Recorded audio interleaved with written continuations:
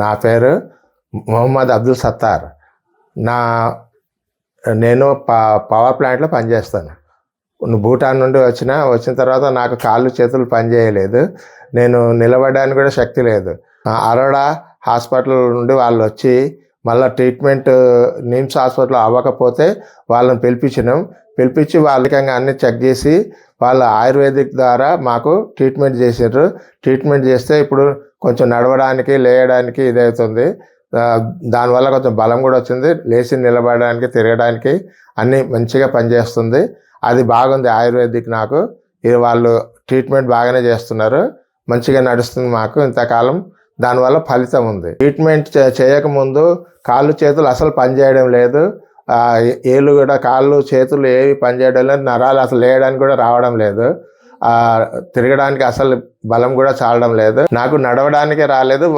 వాళ్ళ దగ్గర పోయి ట్రీట్మెంట్ చేయడానికి నాకు ఇది కాలేదు.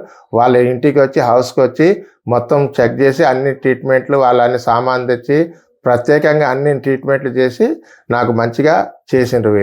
వీళ్ళు కేరళ నుండి వచ్చిన కాడ నుంచి అందరు చేస్తున్నారు. అందరు కేరళ వాళ్ళే ఉన్నారు.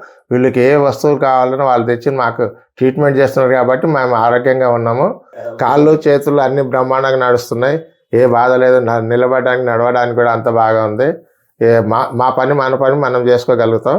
ఇప్పుడు ఆ కేరళ వైద్యం గురించి ప్రతి మందు వాళ్ళే తెచ్చి వాడుతున్నారు. వాళ్ళే తెచ్చి ఇస్తున్నారు. వాళ్ళే వేస్తున్నారు. ట్రీట్మెంట్ అంతా బాగా చేస్తున్నారు. నేను ఇప్పుడు చాలా హ్యాపీగా ఉన్నాను.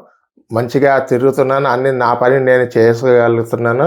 నేను తిరుగుతున్నాను. అంతా బ్రహ్మాండంగా ఉంది. ఈ ట్రీట్మెంట్ వల్ల అందరికీ ఉపయోగం అవుతుంది. అందరు చేయించుకోగలరు. ఎవరికైనా కాళ్ళు చేతులు పని చేయకపోతే అసలు నిలబడడానికే రాలేదు. అలాంటి పరిస్థితుల్లో వీళ్ళు కేరళ ఆయుర్వేదం ద్వారా అన్ని ట్రీట్మెంట్ మంచిగా చేసినారు. అంత బాగుంది. మందులు అన్నీ తినడానికి వాళ్ళే ఇస్తున్నారు. ఇప్పుడు ఏం లేదు. ఇప్పుడైతే నాకు అంత ప్రశాంతంగా ఉంది. ఇప్పుడు అంతా తగ్గిపోయింది.